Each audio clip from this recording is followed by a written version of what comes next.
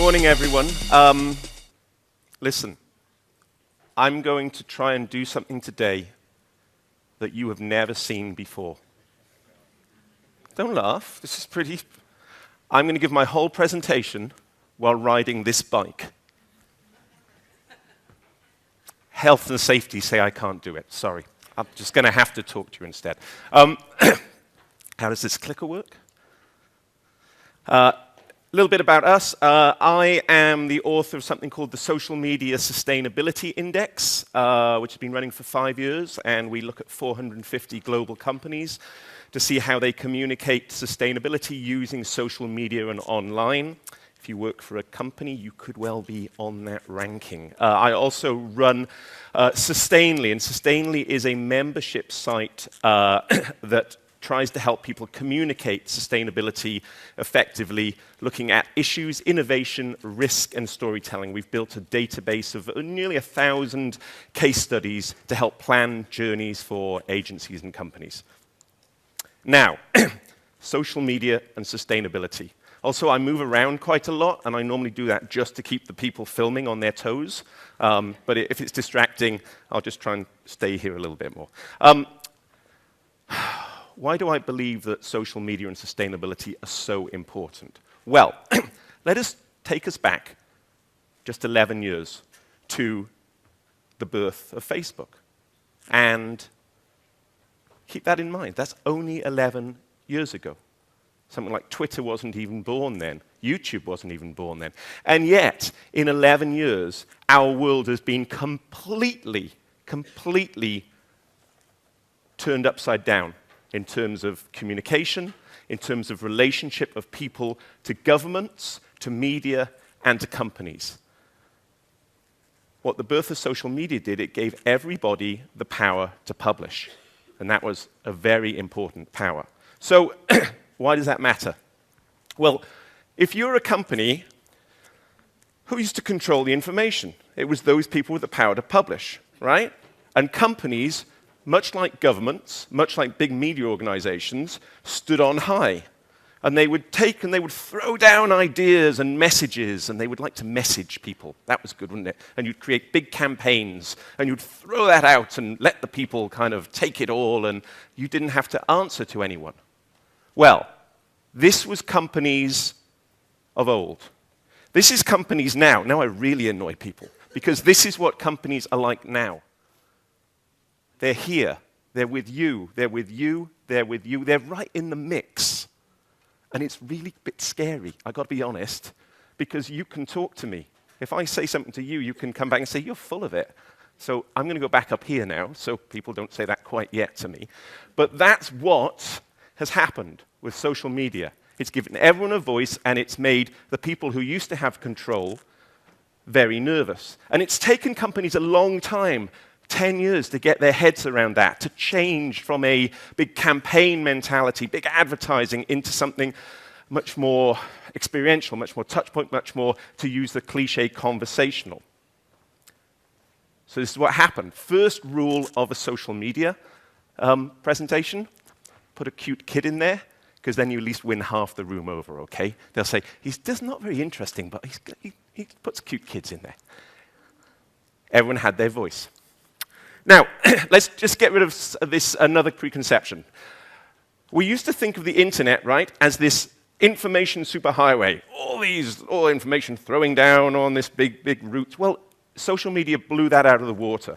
And instead of that, what social brought about was what I would call a niche of interconnected lanes. If you care about a specific issue, you can be sure that someone else out there cares about the same issue. Now, it's a bit of an abstract view of a country lane, I grant you, but we're in Barcelona. I thought a bit of abstract would work in that way. The point being that we are all connected, and we're able to find the types of information that we want anytime we want. And that becomes very important in terms of connecting niche audiences, in building communities. Second rule of a social media lecture, Lego. Put Lego in, everyone thinks you're pretty hip and cool. No? Okay. The key thing, social media gave people in sustainability a new audience. We used to think about it in traditional stakeholders, right? We're very serious. We're talking about to the NGOs. Maybe we were talking to investors, but they didn't care. We were talking to our employees. We were talking to our peers. What has happened is we've got a brand new audience of real people. People I have a feeling we're going to hear a lot of today. Of real people who do care about these issues of sustainability. It's just that they don't want to hear about them, or they don't think about them in the way that sustainability professionals have a habit of talking about them. And that's one of the things we have to overcome. So there are three key questions you need to think about before I give you some examples of how I think best practice. If you want to in fact, if you don't listen to anything else I say today, which would probably be understandable, just think about these three things. Because if you can solve these three things, you can communicate pretty well. What does your community care about? What do you have to say that is useful to that community? And where does your community like to get its information? It's that simple, except it's not, is it? So, here are 10 ideas of what you need to know. Number one, you need to know your audience. I hate to beat up on Samsung here, but this is Samsung's précis of their sustainability and corporate report that they released a few months ago, where they thought it would be a really good idea to get a Korean rapper called Mad Clown to create a rap of the report. I could search for it through Time magazine, you'll find it. It will go down as one of the all-time fails of trying to communicate a sustainability report, because doing a rap of it just doesn't work. Know where your community likes to get its information. Okay, this is an abandoned city that was never populated in China, and it speaks a lot to the way that companies actually put content out there for social media audiences, and I'll show you how. Think about YouTube as a wasteland, a dumping ground of videos that are made, and companies say, oh, it'd be really nice to put stuff up there. For our research recently, we looked at 85 videos put up on YouTube by 25 companies. And we want to see just how many people actually looked at these things, right? You know, because YouTube is about an audience. Well, you can see 8 of those videos garnered 31.6 million views. Just 8 of those videos. That's pretty good, right? If you think about it. But then think about the flip side.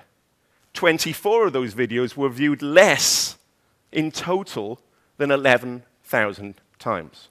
Which means that, and then there are 36 that were viewed just 300,000 times in total, which means that the vast majority of videos companies and brands are putting up on YouTube, no one ever watches.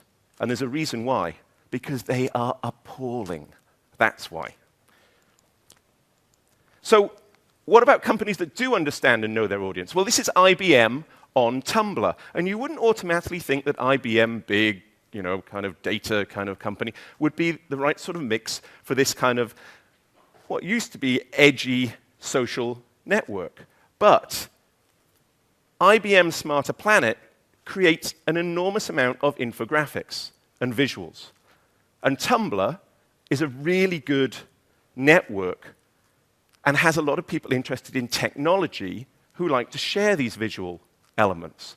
And so it actually is a perfect medium for IBM to tell part of their story, because they're connecting with a community that already gets it. And they understand the sensibility, because as you can see, they called it IBMbler, which is kind of nice, kind of gets with where's going.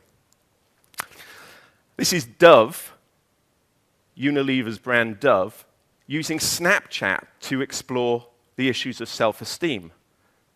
Understands it's appealing to a younger demographic, took a team of wellness and health experts and put them on Snapchat for conversations with people in real time. Again, understood the medium. Know what you have to say. Again, another Unilever one. Unilever were the top-ranking company on our index this year, having come from nowhere a few years before. But this is Project Sunlight, and it is a massive, this is the thing that's making all the agencies in the world sit up and go, maybe we need to be investing in understanding sustainability if Unilever is putting all of its brands into communicating sustainability. It's because they have something to say.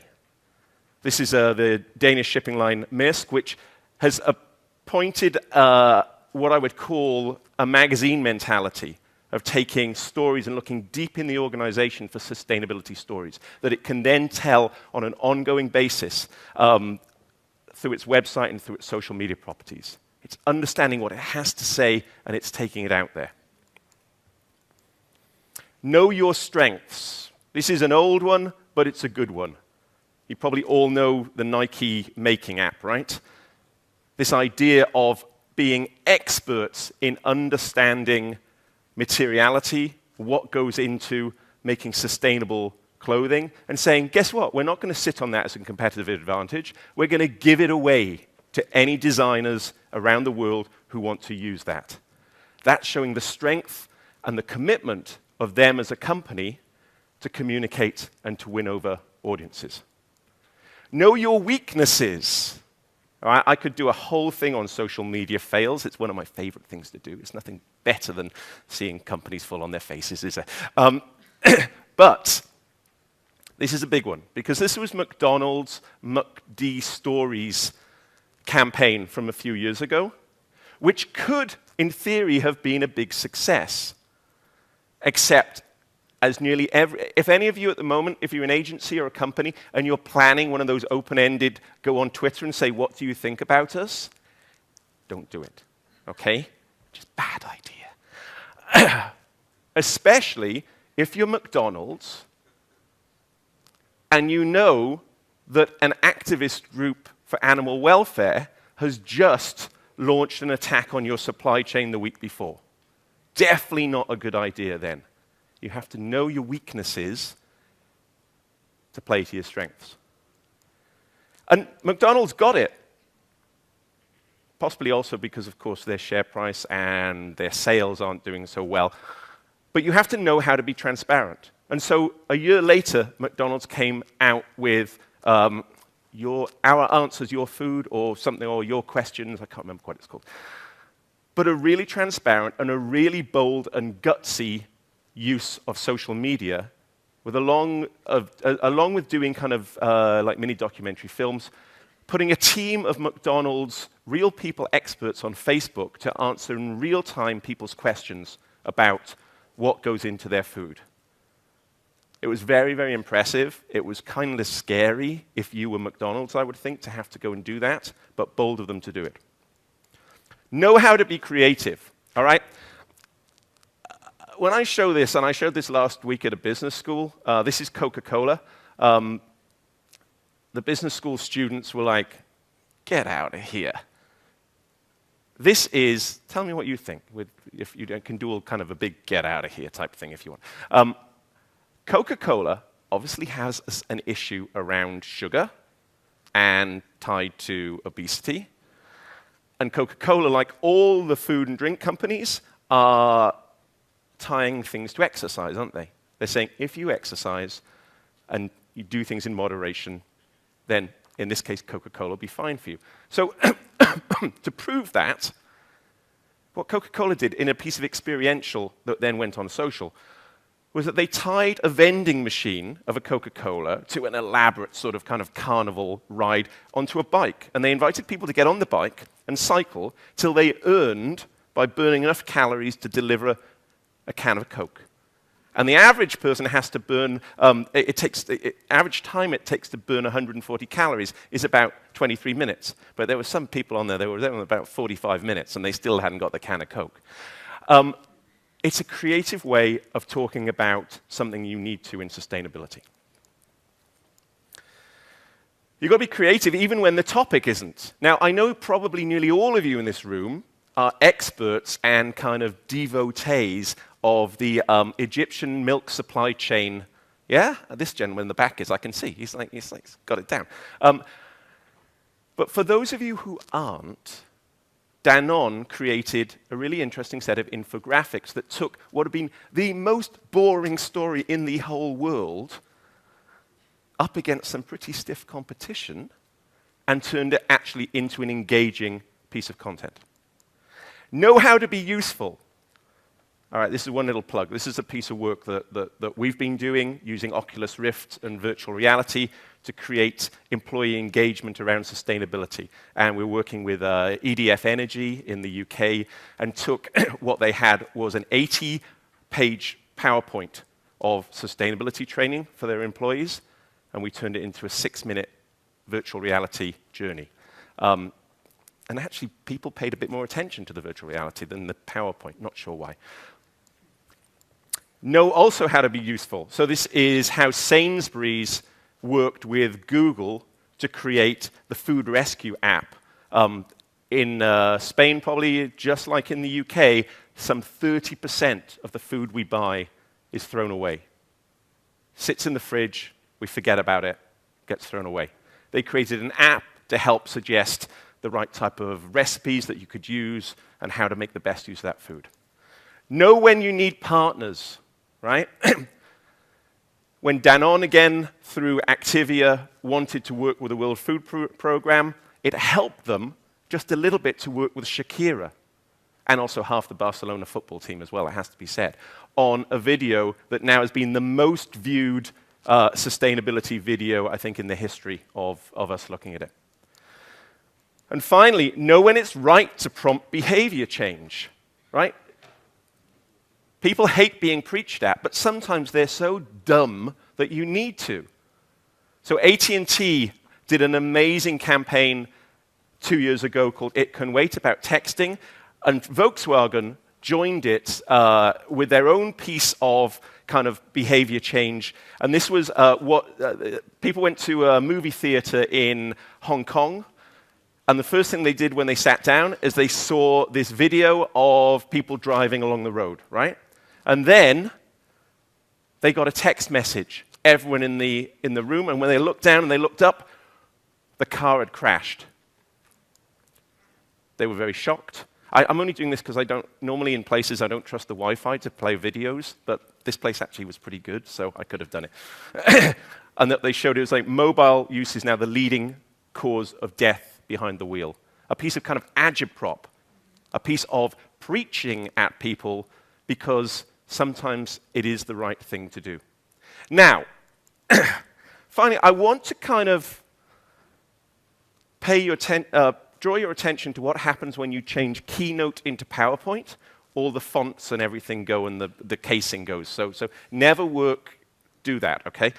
But no, that actually wasn't what I wanted to talk to you about. I want to introduce to you an idea of how do we talk to real people in social media around sustainability without using the S word, without using sustainability. Because guess what? Nobody knows what sustainability is outside of this room. Well, yeah, you know what I mean. I mean, people do. But and the problem is that we need to find a way that connects with real people because they care about the same things that you care about. They're just not technical in that way. So in 1988, a US diplomat called Joseph Nye coined this phrase soft power. The idea that you could convince people through the power of brands, through the power of Hollywood, far better than military might.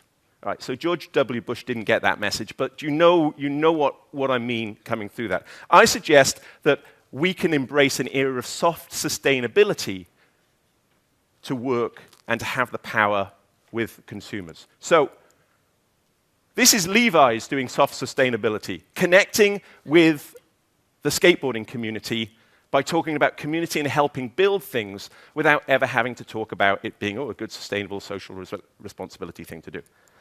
This is, it's not Levi's again, apologize for that. This is collectively the effort that's been put together by 25 major brands with Vice magazine to talk about sustainable values. This is the Lego movie. which, if you've seen the Lego movie, and I'm over, and the hook is going to pull me off now in a minute, is all about sustainability without ever mentioning it. So listen, guys, in an era of soft sustainability, how are you going to talk to your consumers? I'd argue that we're going to talk to consumers, to real people, in the way that people really want to talk about, in personal ways. We're going to talk about home, parents, safety, laughing, career, colleagues, dying, neighbors, the things that really matter to us. It is going to be sort of like these personal things. But don't take my word for that, all right? Because there was a really important, powerful man in American business who said it much better than me. And so, in the words of Michael Corleone, it's not personal, it's all about business. Thank you very much.